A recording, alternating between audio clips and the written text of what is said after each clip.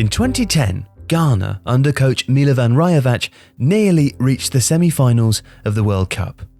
Along with Cameroon in 1990 and Senegal in 2002, the Black Stars' quarter-final appearance in South Africa equals the best performance by an African nation to date at a FIFA World Cup.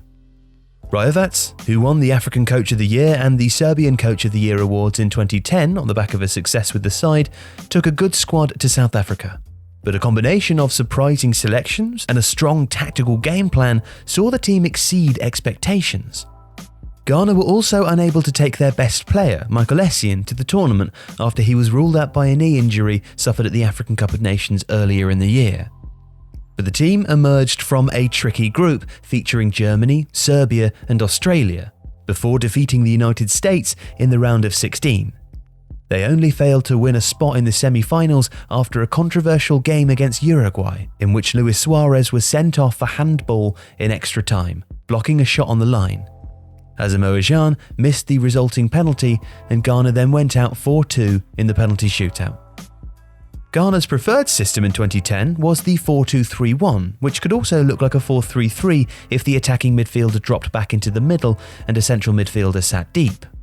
The front line usually saw Rennes Asamoah Gyan leading it as a centre forward, flanked on the right by Prince Tego of Hoffenheim, with a 20-year-old Andre Ayew playing at the time at the now defunct Arles Avignon on the left, and Udinese's Kwadwo Asamoah in the middle. It's noticeable though how fluid this line was. Against Australia, for example, after the opening minutes, Kwadwo Asamoah swapped with Ayew, while Tego was often the furthest player forward, replaced on the right by midfielder Kevin Prince Boateng. This made Ghana very hard to mark man for man, with Ayew even popping up in central midfield at times. Boateng, uncapped prior to the tournament and playing at Portsmouth, was joined in midfield by Anthony Annan of Rosenborg. Annan was only 23 but had amassed 38 caps at the beginning of the tournament as a hard-working defensive midfielder.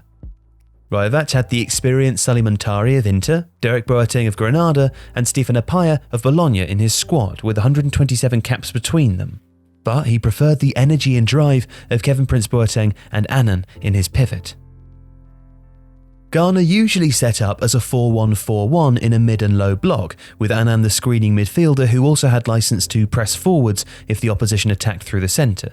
Generally, they didn't press that high, although Gyan would track the ball if the opposition passed it around the back. In a mid-block, Ghana often left quite a gap between the front five and the back five, encouraging the opposition to play long balls forwards into the space where Ghana's dominant centre-backs and Annan would look to win it back in the air or by competing for the second ball. The full-backs would often tuck inside as well, trying to create a ring around that second ball, further enabling Ghana to defend well against direct play. Their defensive strategy in the 4-2-3-1 did vary, with the mid-block sometimes a 4-4-2 with either Asamoah or Boateng assisting Gyan. And while it would be hard to describe their front foot defence as pressing, Ghana did often try to apply pressure to defenders to get them to play long.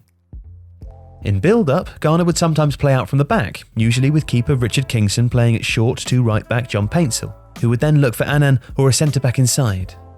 Annan acted as a fulcrum in the low build-up, either shuttling the ball from one side to the other or looking for short passes forwards and into the midfield line. Kwadwo Asamoah and Kevin Prince Boateng worked hard to create movement between the lines, with Asamoah especially playing a crucial all-round attacking role as a creator of space, moving into the channels particularly on the right-hand side and acting as a link between the forwards by offering a passing option.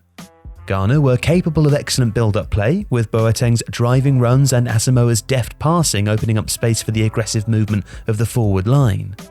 The front three would often stay very wide to stretch the opposition backline, then move infield to the space created by Gyan's movement and the runs of the midfield. Paintsil and the left-back, Hans Sarpe, who would check inside to his stronger right foot to angle crosses, would overlap at times but were cautious of maintaining the team's shape.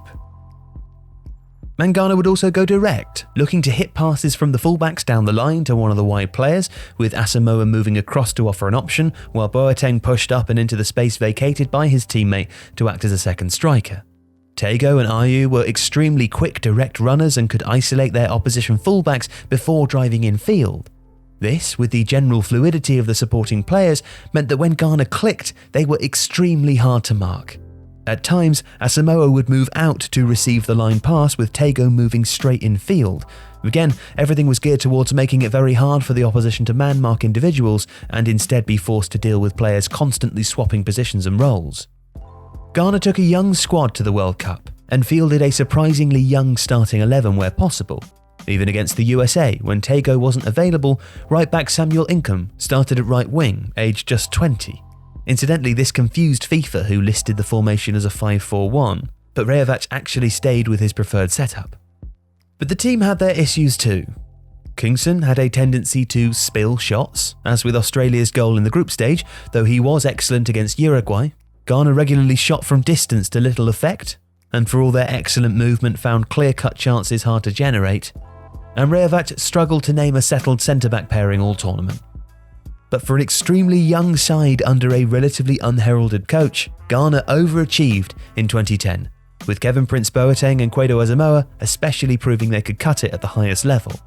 And while most pundits didn't back them to make it out of the group, Ghana remained the last African team to reach a World Cup quarter-final.